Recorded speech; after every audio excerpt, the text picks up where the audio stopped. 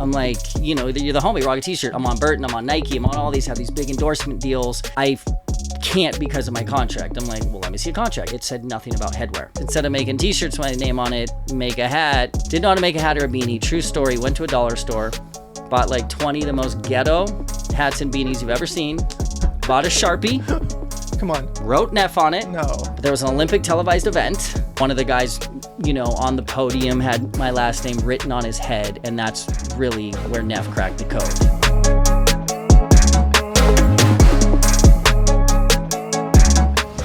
Ladies and gentlemen, welcome to a very, very fun episode. You're going to want to listen to every single second of this episode because it's fascinating to listen to the journey, the investments, the brands, the products, how he built his brands and everything between. You are going to be blown away. I'm already excited about it, and I've known him for years, but to actually hear the intricacies of some of these stories is what you guys are in a treat for today. So on the Money Mondays, we cover 3 core topics: how to make money, how to invest money, and how to give it away to charity. This person has been around the block for many, many, many, many years and has been involved in a lot of different companies. He's even invested into a whole freaking soccer team. So we're going to get into all these things. But please give a warm round of applause wherever you are in the world to Mr. Shaun Neff. Thank you. Thank you. All right, Shaun. So normally we only do 2-minute bios. Yeah. I always say, let's do a 2-minute bio, get straight to the money. Yeah. That's not possible here. I need to hear the story. The people, they need to hear the story. They deserve to hear the story.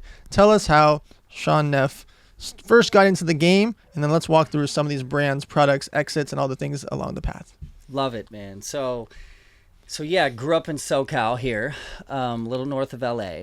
And I would say at a young age, I was weirdly intrigued with brands, right? Like being a Surf Skate Snow kid, there was maybe only 2 or 3 companies that I literally rock on my chest, or the hat, or the sneakers, or whatever. So I was very particular. And for me, being young, I was like, when I grew up, I would love to have a brand like that, right? That was just the dream. I want to be like Tony Hawk. Exactly. It was just the dream. I like walking in as a consumer and being like, I have $30 and that brand, and what it felt like to show up at school the next day and rock that brand, culture, tribe. Yep. I just loved that feeling as a consumer. So I'm like, if I can make someone feel like that one day, mind blowing. Had no idea how to do it. So freshman in college, like, okay, I guess I'm ready to go. I have no idea. I've never done this. I wasn't from like an entrepreneurial family, but went through a couple names, and I'm like, all right, I'm going to start a clothing company. Ended up going through a couple different names. They got botched from the trademark office, right? Like tried to register them. Oh, can't use it. Yep. Like, I didn't even know there was an office. Didn't even know what the USPTO was. I'm like just this young hustling kid. And then I'm like, that Bob Hurley dude used his last name. That worked. Maybe I'll use mine. So it was as simple as that. So I'm like, okay, Neff. So literally printed some t-shirts, got a little buzz, putting Neff stickers up on like stop signs, the rad little DJ in the college town, uncool college town, Provo, Utah, right? So I'm up there and literally hit this moment where there was a little buzz, and I started hanging out and snowboarding with the biggest snowboarders in the world up in Park City. And I was like, yo, can you rock a t-shirt? They're like, no, I can't. But why? I'm like, you're the homie, rock a t-shirt. I'm on Burton, I'm on Nike, I'm on all these, have these big endorsement deals. I can't because of my contract. I'm like, well, let me see a contract. Never seen one. Took one home. Long story short, it said nothing about headwear. So I'm like, all right, head, right? That's what's on the camera. Yep. There's no way I can just, instead of making t-shirts with my name on it, make a hat, and then they're going to rock it and be fine. Because I was like, that's impossible. That's the gold mine. That's the head. Right. But there was an Olympic televised event and coming up in Park City for the Olympics. And I'm like, all right, well, I might as well show up instead of a backpack full of t-shirts, have some hats. But I'm like, I never met the hat guy in Provo, Utah. There's screen printers. Right. Didn't know how to make a hat or a beanie. True story. Went to a dollar store. Bought like 20 of the most ghetto hats and beanies you've ever seen. Bought a Sharpie. Come on. Wrote Neff on it. No. I'll show you, or you can post it in the link. God. I'll show you the actual one of these big pro writers sent it back to me like 13 years ago, after I started Neff, and was like, you have to have this. This is one of your first 20 pieces. So literally ghetto as can be. Showed up. Lo and behold, talked to an agent. Talked to all these writers. Yo, I got hats now and beanies, and you can rock it, and it doesn't conflict with your contract. And the agents are like, oh geez. They're like, well, he's kind of right, but like, it's all about you. You're the athlete. So lo and behold, they rocked it that day. It was incredible. One of the guys, on the podium had my last name written on his head, and that's really where Neff cracked the code. And, it was the true hustle. And Neff, from them, started Surf Skate Snow, and then we quickly went into youth culture, from Snoop to Wiz to Lil Wayne to Kid Cudi to Scarlett Johansson to Kevin Durant to, all these collaborations. And I built Neff. That's where I cut my teeth in business. We got it up to doing over $100 million a year in revenue, and in like 60 countries, and I was young. So it was just like, here I am, and there's so many little stories we don't have the time to get into, but like from showing up at our first trade show, and you're like, okay, I've got this huge roster of dope athletes that I'm not paying because there isn't a headwear company, and I found this niche, and that allowed me to get sales reps because I called the Burton guy, and I'm like, hey, after you sell the 3-hour Burton deal, bring out my little backpack full of beanies and just sell a couple. So I came in on this little niche, and back to the trade show, I had all these dope athletes and no money. I'm like a sophomore at this time. And I show up, we have the dopest spot, because I was like talking to the trade show guy going, yo, I need this dope spot because I'm coming with all these athletes. We're going to be the dope kids. We're showing up. And I got my little 10x10 booth right next to Burton. Burton, lo and behold, obviously spent probably $3 million on their booth, right? This massive booth, building this city. And I hustled a guy as the haunted house was being shut down, because it was like 2 days after Halloween. I gave a dude like $50. I said, it's 10x10. He literally cut stuff. And I showed up with a haunted house ghetto booth right next to Burton. And that was the Neff story. And I ended up selling Neff, 9.5 years into it. And that's a dream come true. How old were you when you sold it? Gosh. Ballpark? I was probably 29. Oh, wow. Yeah, 29 to 30, yeah. Okay. It was insane. I got to do the fast version story. So I started my clothing brand in high school, 17 and a half years old. I trademarked the catchphrase, "Who's your daddy?" I love it. USPTO. I couldn't even spell USPTO. Yeah. I didn't know what you're talking about. Exactly. We didn't have internet back then. This was 1999. So I started the brand, and similarly, I went to Magic, the clothing convention. Oh, yeah. Right? Been there several times. So 15, 16, 17 years old, I worked 3 jobs. I saved up $43,000 to go to college at SDSU. Instead, I use it for the brand. I thought, I'm going to have 2 years of money. Yeah. 2 weeks later, we're broke because I bought a booth. Someone charged me $30,000 for samples. Yeah. Nuts. Right? They told it was going to be $5,000. They charged us 30. Ugh. And so it gets to the Magic convention, same thing. Instead of being a 10x10, I'm going to go crazy. I'm going to get a 10x20. Wow. I'm going to make it rain. You're coming in hot. I'm going to spend $3,500, get a 10x20. Yeah. And I'm going to be right next to a new brand called Sean John and another brand called FUBU. Great location. 1999. I am 10 feet by 20 feet. They are $1 million and $1 bazillion. They're like castles. I still remember them. I still have pictures there. It's me, 2 high school girls, and a metal rack of t-shirts. I love it. I love it. Fast forward, I'm walking through the halls, and a guy stops me. He's like, whoa, your shirt says "Who's your daddy?" Where'd you get that from? I was like, oh, I own it. He's like, okay, kid. Like, where'd you get it from? Yeah. He was the director of ASR, the Action Sports Retail Show. Yeah. And so he was like, oh, my convention is next week. And I was like, oh, I'm based in San Diego. He's like, oh, do you want a booth? Yeah. He's like, we don't have room for you, but I can like put you next to this brand called Calvin Klein that shouldn't even be there. Like Calvin Klein shouldn't be at ASR. That's not really the vibe. So we go there, get a booth next to Calvin Klein. I show up with a couch from my mom's house. I love it. That same rack. We're steaming it as people are walking by. I love it. But the crazy part was that booth was right by the check-in. So all 10,000 people had to check in right next to us. Genius. But then they never come back for 3 more days. Right? And so I get to become friends with the head of Calvin Klein. Yep. He's like, oh, come see me in New York sometime. I'm with FUBU and Sean John and da-da-da-da-da. I fly the next morning. There's no cell phone. There's no texting. Yeah. I show up there. The rest is history. We end up doing $9.5 million next year. Love it. Tens of millions of dollars after that. Based on this one accidental meeting with that guy, he introduced me to Macy's and everything else. Okay. It's the hustle, though. Oh, my God. Right? Yes. I mean, like most people, right? That's what I love about your story, my story. We didn't know what we were getting ourselves into. No. There wasn't some massive business plan that we had to like articulate and show it to 5 successful guys to say, hey, is this going to work? Because in the end, right, like, sure, it's good to know where you're heading, but, like, you know, I always say 3 things: dream, believe, hustle. And the dream goes so far, bro, right? Like, the dream is what you had, what I had, and it's like, okay, like, you know, in your mind, you can see this. It's not an ego thing. It's more of just like this, I'm a dreamer. I'm a dreamer. Let's go. And then if you believe in yourself, right, and you're like, that's the hustle, right? Yes. Like, that's you riffing this dude, catching this guy, rocking the shirt. Hey, Calvin Klein guy. Oh, see you sometime. Nah, you showed up the next day, right? So, like, I love it. And I think that's for everyone, right? Like, sometimes entrepreneur, and look, today's world, it's easier to start things. It's easier to get stuff going, social media. But, like, a lot of people still feel that they might not be cut for it. And that's what I love. I'm like, I had nothing really special. I just went. And I think that's the message for everyone, is just go. Like, have an idea and go. Because worst case scenario, you lose, like 99% of people. And if it works, especially in your 20s. Exactly. You just go. That's the best age. When you're young, I'd recommend every kid in college start 3 businesses. Yes, that's called real life university.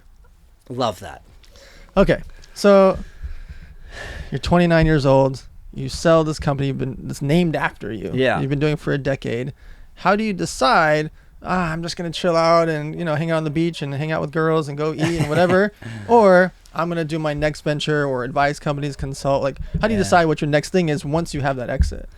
Yeah, it was kind of cool because even pre the exit, I had got my hands dabbling in a couple things, right? Like, Sony Electronics, the big company, they were in San Diego. They reached out to me and they were like, hey, can you help us advise, like, color palettes, what's cool, what's on trend, kind of youth stuff, right? So I was kind of dabbling there. And then a pretty cool opportunity came across. I had a college buddy hit me, right? And you know, we all have college buddies, and college buddies could all give you a call. Hey, like, can you talk to my neighbor? Right. So generally, the neighbor call, you're like, all right, bro, I got you. But, like, I didn't have high expectations just because it is what it is. So I ended up calling this company, and I was like, wow, okay, interesting. There's something here. It was in the sun care market. So they had reached out to me because I had just built Neff. So they wanted to start in, like, the Surfskate snow distribution, get credibility, and then scale. So I was like, this is interesting. And I kind of saw it. And at the time, it was a smaller brand. And the crazy thing is they had been out trying to raise capital, and they hadn't been able to do it. And or they didn't find the right person that they trusted. So I was lucky enough to meet them. And I basically ended up, you know, looking into it. I loved their packaging. I loved their logo. And I was in this spot where I was like, okay, I think there's something here. I think I can add value. And more importantly, I think this could go. So this was like my first real investment, right? Because everything else, like Neff, I literally started with like pizza money, right? And just sold some, bought some, sold some, made some, bought, right? So this opportunity came across, and I just felt that this thing could scale. And I ended up writing a check. They probably had weeks left of runway. Like, arguably, in my opinion, if I didn't write this check, I don't know if this company would have made it, right? Very, very slim chance. And this company ended up being Sunbum. Wow. Like, from a random college phone call. Random college buddy phone call to his neighbor who was one of the original guys. And that was insane, right? Because for me, I was already dabbling, knowing I wanted to do some other stuff. After the Sony stuff, it was really cool. Target reached out, and Target was redoing their kids apparel business. So it used to be Shaun White, Massimo, and Cherokee. And they're like, let's get rid of all those. Those brands aren't relevant. Let's incubate internally. So they hired me as an advisor, and I was kind of initially like, cool, I'll go and advise, and I'm here to add value. But more importantly, I'm like, I want to bring stuff through the Target pipeline. Of course. So I ended up helping them redo their kids apparel business. The 2 brands were Art Class and Cat and Jack, and I was highly focused on Art Class and helped them, you know, launch that. So, but lo and behold, I wrote, for me, a pretty good sized check, right? Just shy of $1 million, right? You know, into this company, which was small. And who knows, I think the valuation at the time, I think it was around $5 million, right? So they were maybe doing, who knows, a couple million in revenue. I can't remember, small. But lo and behold, we hired a killer operator. There's a guy named Renee who kind of designed the famous yellow ape and the cool wood grain. So I just saw it from day one. I was like, the packaging's incredible. The smell was amazing. But for me, my litmus test, I'll never forget, I was like, you know what? There's not a company in the sun care market today where I would take a sticker or a logo and throw it on my surfboard or my car. Right. Copper Tone, Banana Boat, Neutrogena, Lame. So that was literally my litmus test. And then when I came in and wrote my check, another guy came in. He was the operator, great guy out of Australia, a phenomenal operator. And then so I don't take credit of, I didn't start Sunbum. I don't take credit of, I didn't run it every day today. I was on the board, but obviously putting in the cash. And I would say my most important add value there was while I was on Target's payroll. I was in at X Games, staying in the Target house, right, where Sean White and all those guys all are hanging. And I met someone that introduced me to one of the big sales agencies in Minneapolis. So I kind of opened the door, got that agency started, and then I set up the meeting with the agency. So here I'm literally in meetings in Minneapolis at Target working on their internal kids business. And then I walked down the hall, went up, here comes in the Sunbum guys. I set up this meeting, we sit down and literally open the door. And when we sold Sunbum to Target, that was to Target. No. So we the selling it in, okay, right? I was like, whoa. No. We sold it to SC Johnson. Got it. Yes. So SC Johnson bought the company. Yep. But when we sold in to Target, right? And when we ended up having the exit to SC Johnson, it was probably more than half of our revenue at Target. No way. So that was the catalyst. That was the big money maker for that brand. Whoa. At scale. So that's a fun little and all the other stuff usually I start and create. How big did Sunbum get approximately? Yeah, I mean, approximately. I mean, look, we were ballpark on our way. I think we closed around. I think we were around heading to around 70 million on revenue, probably heading towards 100, right? Ish. And you found them at a couple million. Oh yeah, it was tiny. Yeah, when I got in, it was very tiny. So yeah, as far as making money Mondays, that was a good Monday. When that sold. It was a big exit, and it was do the math. There's a lot of multiples on that reward, but so I was always wanting to do more. Sure. So, from the time of finding them, the college friend, next door neighbor, to them selling, what age are you now? You go from 29 now, are you 34? Man, you got me on the age game. Ballpark. Yeah, probably. I mean, I was probably, Sunbum sold right before COVID, so I was probably 30. I think Sunbum I should look at my LinkedIn, 7 or 8 years or something. Cool. So I was probably 36, 37-ish, 8-ish. So now you've got your original exit. You own a big chunk of another big exit. Yeah. Was there investments in between, or this where you're like, okay, well now I've got a lot of extra capital. Yeah. I've got my 2 exits under my belt. Is this the time you're to start investing and starting products with Kendall Jenner and start whole brands? When does that change happen? Yeah. So gradual journey. So even throughout that time, I got lucky. I got introduced to Beiju, who was a co-founder of Robinhood. So I was I think they had 3 or 4 people in their office. I just saw him in Vegas last week at F1. But lucky enough to find him, I got introduced as, hey, you should bring Neff in for brand and so I came in super early, got in super early on that. You invested in that? Oh, yeah. They gave me shares. I talk about that company in almost all my speeches. Oh, really? I love it. Oh, yeah, dude, I was up there at their office. I remember Beiju and I went up there. There was probably 4 or 5 people at the company. I mean, the thing was small. I can't remember the valuation I got in, but wrote a check and they gave me a bunch of shares. It's kind of like the David Cho thing where he was able to paint and then they gave him shares and was worth a lot of money. So I did a couple laps around the neighborhood with Beiju walking, and we kind of worked out our deal where he gave me a bunch of shares. I put some money in and that was a good, multiple as well. Sure. So I was always doing stuff like that. And, for me, I was at this stage where I think I was starting to get some inbound, right? Like talent, people coming like, hey, you want to start this? You want to do this? You want to start that? And I had just, right when I sold Neff, and I don't know, this was just for me, like, I don't think I'm an investor guy, right? Like everything that I've really made money at, sure, I might have invested. Nowadays, they just want me on their cap table. I'm not really writing checks and they give me a piece of the company. But right, my thesis was always like, I'm here to add value. And right when I sold Neff, I remember I was like, oh, like meeting with dudes and like getting on Y Combinator like calls, like, oh, geez, they're having some summit. And I got in and I can look at 30 companies. I remember right after I made my first money, I probably wrote 10 or 12 checks. Just really quick, because I'm like, oh, I guess you make money, you just invest. I don't even remember what those were. I think a couple of them hit. Right. I don't even remember the names of the other ones. Right. So I remember, like, I don't like doing or touching anything where I just spray and pray or write a check and, like, hope something happens. Literally, like, sunbum. Like, pretty much opened the door at Target, which was critical, and gave them capital at the time to keep them in, you know. Yep. Robinhood don't take much credit, but in the beginning I was able to vibe with Beiju and so all these other things. So I was at this spot where there was a ton of inbound.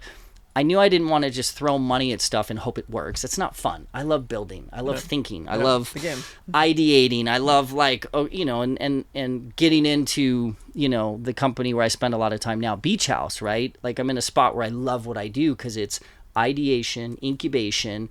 And I was at this spot where there was a lot of inbound. I was meeting with a lot of talent. And I was kind of like, okay, I learned very quickly that I'm not an operator, right? That's the biggest advice to any entrepreneur. Like, what are you great at? And just own that. Like, me, I know where I'm great. And it's not me. Like, I don't take, at this stage in my life, credit for anything. It's all, I just play my role.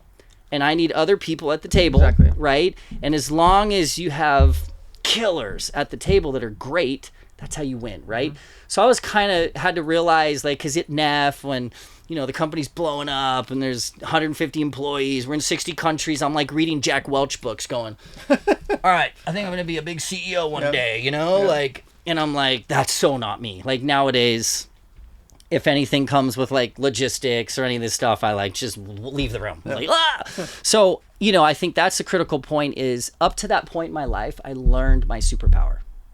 I learned what I was great at. And I think from then I was like, okay, I want to put myself in a position where I can do what I love, do what I'm great at, and put myself around with great people. So I had an opportunity and I got introduced by, you know, a couple amazing people, you know, to this guy named PJ Bryce, right? And at the time, PJ had a couple partners, they had a company, and they were kind of making, like, private label type product at Target. So it was more like, Target wants this, they can source it and produce it, and they go and make it, right? So Target and some other people were like, you should meet this PJ guy because he's got operational excellence, he's a good operator, he's got supply chain back end, but they're just making stuff. They're not really creating brands. Yep. So for me, I was like, okay, do I go do a bunch of things on my own, or maybe I can team up with PJ, which we started Beach House, and maybe we can create this company called Beach House where we incubate brands, because back to the table, like, I know what I'm great at. PJ and I are yin yang. Like, he comes in a suit. He's from like he's from like England. He's all dappered up and he does his thing. And I come in like 10 minutes late. I'm just like, yeah, what up? And I just like riff with the buyers and then like I leave. And then it works, right? So that's really where I was at a spot where I'm like, I want to be in a place where I can have a playground. There's operational excellence here that we can execute some of my brand ideas. And that's where we started Beach House 5 years ago. And 5 years ago, we started this thing, and now Beach House this year, we're going to do over $300 million a year in revenue. We already, you know. How many brands is it? So today, currently, we operate Base, which is the travel brand, and Shay Mitchell is our partner on that, which Base, couple $100 million this year in revenue. Black Friday, I know I got the little text message, but it was wild, like $26 million. That day on our website. Big. But it's kind of like on. it's the new Away. Oh It's God. yeah. It's that brand's even blown my mind. Like I invest in a lot of companies. These are some amazing numbers, and it just gets me. no, these are big and base. And look, when you look at it, because there's so many like how'd you get there, what Sure, you of course. do, and base in particular was our first business at Beach House. So Beach House is a beauty incubator. Got it. Moving forward, base is not a beauty company. Everything else we've done is in beauty. Everything we're doing in the future is beauty. But base, it was interesting because I teamed up with PJ. He kind of sold his bag company to Con Air. It was a beauty bag business. He had to wait. He had kind of like a non-compete. So we couldn't like get into beauty right out of the way. And then a friend of mine introduced me to Shay Mitchell. And Shay had this idea of like, hey, nail salons. Like someone came to her and said, hey, I want you to be a partner in this nail salon business. And then she showed that to me, and it was kind of like tough business, capital intensive, tough to scale, tough to exit. But I was like, hey, like, you should come over to Beach House. We're just starting this incubator. Yep. And I saw in her that she was super smart. She was all in. She wanted to work hard. All these things have to line up with talent, which we can get into. And she was doing shaycations at the time. Oh, really? Like authentically doing shaycations on a YouTube page. So she was already credible in travel. So I'm like, hey, let's come over here. We went into Beach House, and basically was our first brand at Beach House was Base, and Shay Mitchell's our partner and face of it. And that thing's been crazy. Just It's so insane. rocket ship. And like even me, I'll go, because the Neff days, there were years where I could not leave my house and go 10 minutes without seeing Neff somewhere on a beanie or a t-shirt, right? It got that crazy. It was just everywhere. I saw it everywhere. Yeah. So it's been fun lately, and even Sunbum, right? You're kind of like every time you go to the pool, the beach, you kind of see resort, it. So yeah. that's what motivates me, right? It's not this and that. It's like I love when stuff's tiny and you ideate something, Right. and then you can go out and experience see it in the wild, world. yeah. And then it kind of comes back to me being that consumer of loving what it meant to be a part of a tribe and a brand. And the fact that I've been able to do that a handful of times and be a part of doing that just blows my mind and keeps me going and psychs me out. So, exit 1, exit 2, start creating brands under Beach House, multiple different brands. How do you decide what you're going to dive into? There's lots of celebrities and lots of Yes. influencers, lots of partners that you could choose. How do you decide, like, this is the it factor, or this is someone I can actually build a brand, product, or service around? Love that. So let's go back to Beach House, right? Because that's the perfect scenario, right? We've got infrastructure, we have capital, like we're scaling, we have relationships with retailers. It's a machine now. So like going through it, right? The next business, we started was Florence with Millie Bobby Brown. So it was kind of this like talking with Ulta. What's, hey, what are you missing? Where do you think there's gaps on the shelf? What if we're going to bring you something and innovate something together? Where's the opportunity, right? So like me, I like one in a weird way walking retail. Like I'll just like chill out in like a Sephora or a Target or Walmart for hours and just creep. And like that's how Moon was started. I literally walked to the oral care aisle and I was like, it's disgusting. It's ugly. It's red, white, and blue. It's Crest, Colgate. And I was like, there's nothing that would look rad sitting next to a Chanel bottle. So I literally was like, let's start Moon. So that's what I do. So I spend a lot of time doing that. And with talent in particular, right? Like at the time, Stranger Things, the biggest show in the world. Millie probably had more pull on Gen Z than anyone else in the world. And Ulta was like, we need clean beauty and we need Gen Z. So like, it's kind of like, it's not just like a one-off, Millie would be great for beauty. It was more of like, retailer has a need, market has a need. Millie is perfect for that. So we ideated that, launched that, and we ended up selling, Florence probably a year and a half, 2 years into it pretty quick. So we scaled it quick. We got it to like, I don't know, 20 something million in revenue after like 18 months, right? Just a quick little nice hockey stick growth. And we got out of that one, which was good. And then the next one, right, we did was Pattern with Tracy Ellis Ross. So I think when we look at talent, and especially me particular, because that's kind of my role at Beach House, is ideate the brand, lock in the talent, what's the right. We've met with, in me personally, I probably met with over 200 talent. No way. Since Beach House started. Easy. And you're talking like 200 talent, inbound's way more, right? Because every YouTuber, influencer, new TikTok or whatever, we get inbounds daily. I get inbounds of like, hey, do you think she can do a brand? Do you think he can do a brand? But like proper, like, hey, there's maybe 50 to 100 people that was like, oh, this is an intriguing idea. Let's have a conversation. So do the math. A ton of inbound, and we've done 4. Right.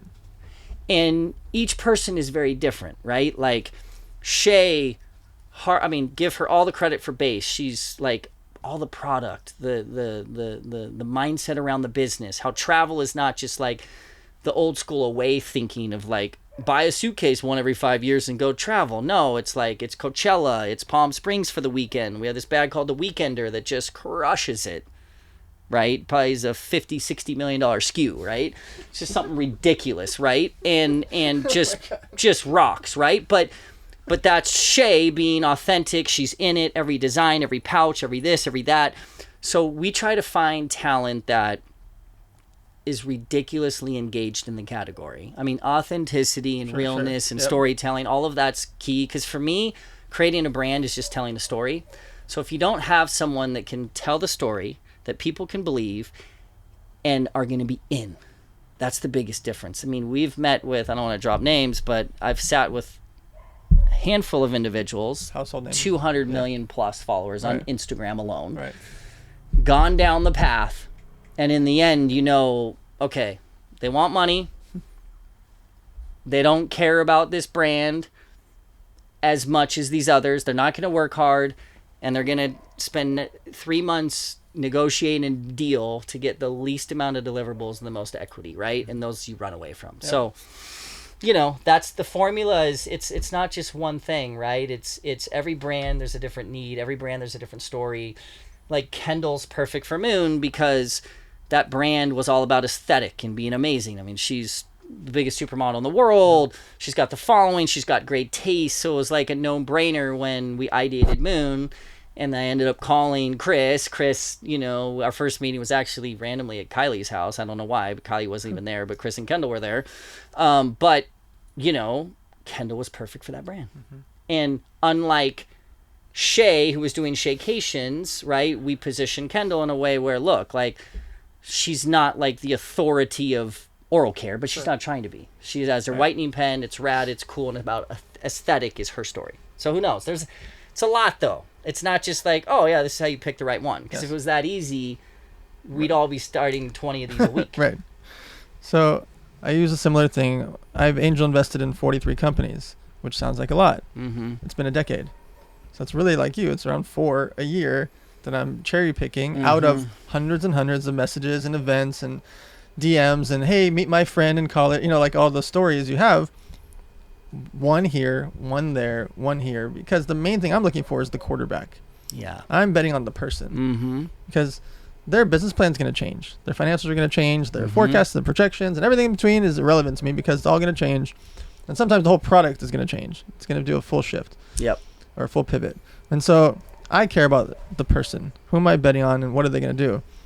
And recently, this last 2 years, I raised $44 million for companies that are already doing $2 to $20 million in sales. Love that. We put in $3 to $6 million. We're trying to buy a good chunk of them, between 15 and 35% on average, sometimes more, depending on the valuation of the situation. But we like that $3 to $6 million mark of capital because I don't have to go raise 10, 15, 20 million bucks, which takes a long time. I can get a lot of 100K. Still early. Yes. You can get a chunk of the business. Right. They're doing 12 million. They're doing still navigate million. A little bit, but there's a little proof of concept. Yes. Yeah. It reduced my risk for me, my investors, my friends, etc. Because when a company's doing over $2 million, I always say this: going 0 to 1 million, super hard, super rare. Going from 4 million to 12, it's nothing. Yeah. No. It's gasoline on a fire. Tightening up the business model. Right. It's doing more of the same, fixing some things, getting the right pieces together. But you already know that people cared because people vote with their wallets. Yeah. When someone buys something and they spend $4 million, you know that thing will sell. When someone's at idea and 0, you have to be a visionary. Yep. You're like, hey, Shay's going to work. Kendall's going to work. Like, this person's going to work. Because you don't know until people vote with their wallets. Yes. And so why it's so important for people out there listening. When you are starting your business, when you're starting your idea, there's a couple of key things. First off, act as if. Meaning, act as if you're actually going to start this idea. If you come pitch Shaun Neff, or you come pitch me or some of our mutual friends, and you have this idea for a new pillow company, but you don't have a business plan, you don't have a website, you don't have social media accounts, you don't have a corporation, you don't have a bank account, you don't have investment documents. These are almost all free.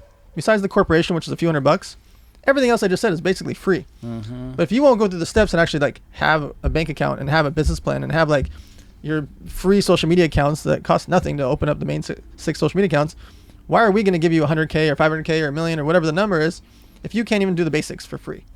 And so I get on average 300 pitches per year, and I get to be the nice guy because my response is, sure, I'd love to see it, send me a business plan. Yeah. Guess how many send me a business plan? It rhymes with 0. Unless someone sent it to me first, they've never sent me a business plan. Yeah. It's just not in their quiver. And I'm on stage and I talk about this. I have an investment talk called 40-40-20 where I talk about investments. And I talk about some of my investments and I walk through and I say to the audience, 100 people, 1,000 people, 5,000 people, I say the same thing and nothing's ever changed. Hey guys, sometimes I put my phone number or my email on the freaking screen. And I say, a lot of you guys in the room have offered to send me a business plan. And you come up to me in the hallways. Here's my email. Here's my phone number. When you have the business plan, send it to me. And then I tell them, hey guys, nobody's actually ever sent me a business plan after I've done this before, and I've spoken at 100 events a year. And you guys are going to laugh and say that you guys are going to be the one, and then you're not going to do it, even though I'm poking at you. And nobody does it. It's so crazy, right? Because even that example, even your investment thesis, right? Like, you're not going to put money unless there's proof of concept, there's something kind of working, right? And that, as to your point, that's the biggest cliff, right? It's just like, you got to get some type of traction, right? Because people like, care. Yeah. Do people care? And is this person willing to roll the dice, put his life on the line, and go, right? Like, I'm sure all of us, right, and majority of the people that have been fortunate enough to have some wins, you're all in. Like, for the first 10 years of my life, like the first 6 years of my life, I didn't vacation. Yes. I'm like, wait, like, if I'm just, and you went on a couple, I'm going to say I never went anywhere, but like, even when I would go with the fam to like Hawaii and we're chilling, I'm stressing because I'm like, wait, well, I wonder what happened at the office. Factoring, PO financing. Did Target pay me on time? Like, what's that like? You're just hustling by nature, right? And I think being an entrepreneur, you kind of have to be a little wild, right? And I've been saying lately, it's almost my drug. Like, being an entrepreneur is almost my drug. Like, you're called the money, Money Mondays, right? And it's just like, most people and all that I hear around general environment is like, oh yes, it's Friday. Right, TGIF. I can't wait for the weekend. Right. And then it's like, Mondays. Oh my gosh, I hate Mondays. And I'm like, I'm down for a Friday. Sure. Trust, like, I'm cool. Yeah. But I'm not mad at a Monday. Right. Because a Monday is like, let's go. Like, I want to ideate. I want to create. I want to crack.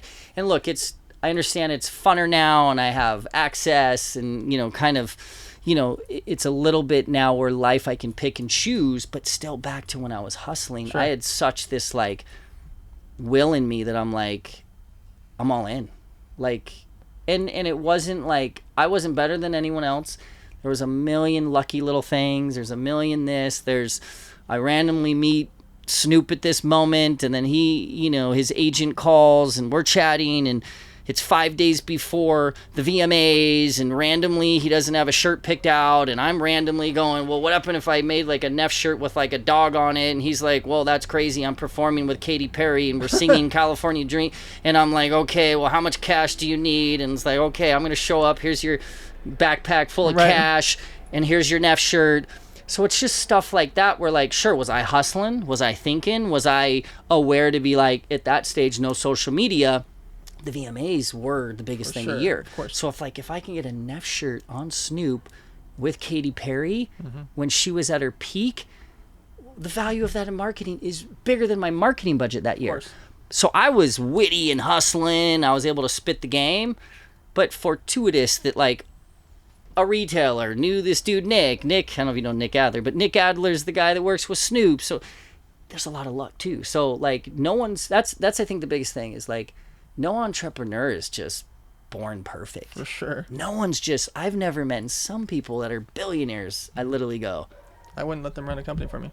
I wouldn't trust them to get my Taco Bell. Yeah, literally. I'm serious. Like, it's serious. Like, but that just should make everyone so excited because, and look, not everyone needs to be an entrepreneur. Not everyone needs to start something, right? But it's like, if you do have a little bit of that burning desire and you do have that want, and I think it's like everyone's always like, well, what do you start? How do you ideate? And I'm like, look at a retailer. There's already product on the shelf. So if you go give them something similar or exactly near the same to what's already on the shelf, no one needs it.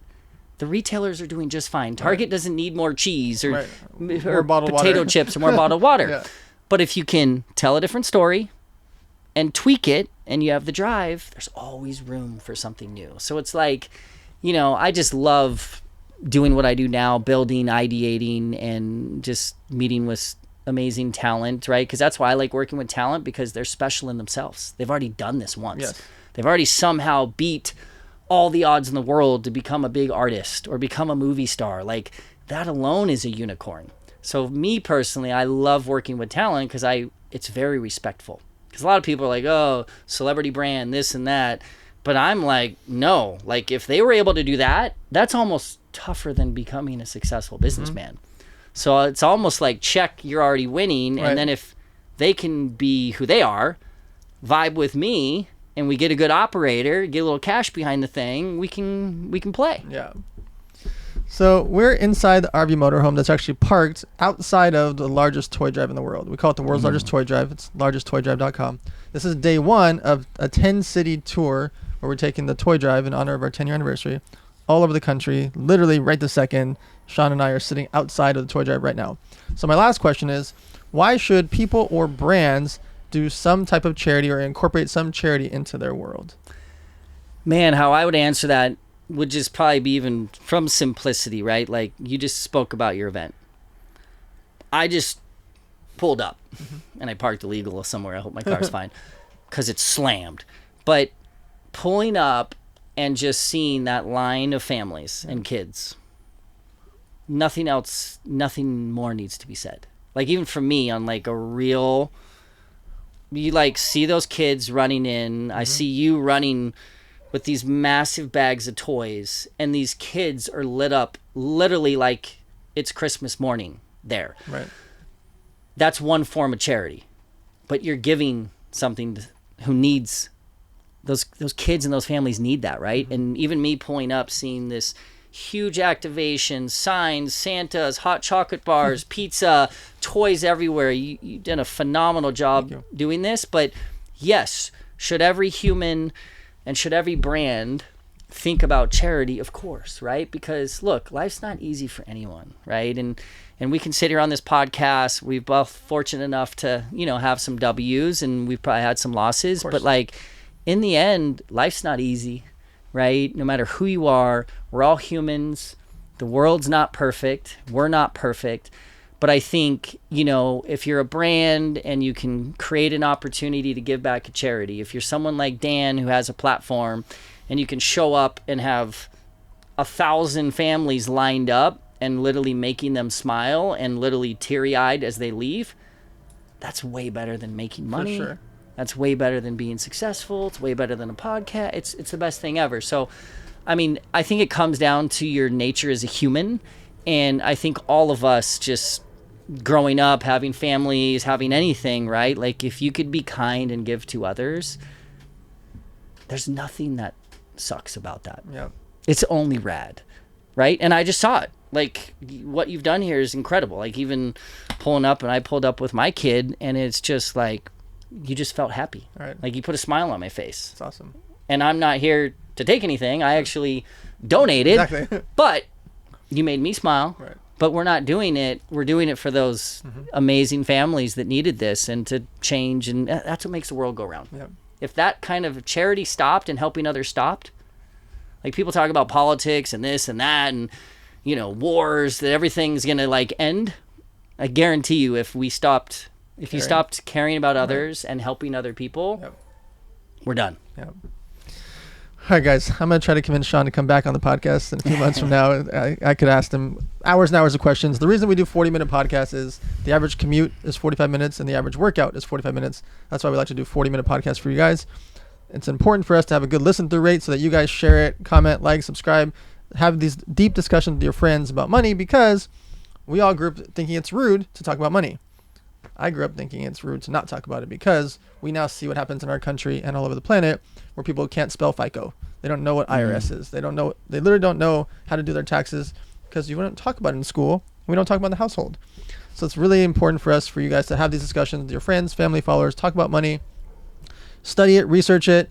But more importantly, charity. We are going into the holiday season.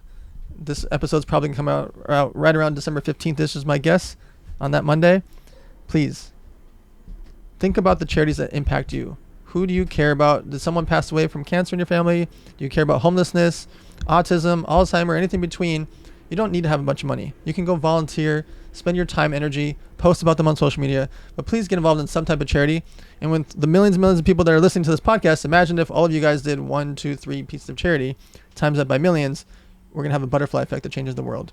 So after you listen to this podcast, you might want to go back and listen to some parts of it. It's very fascinating to hear just the intricacies of how Shaun's story played together. Hopefully we'll get him back here soon.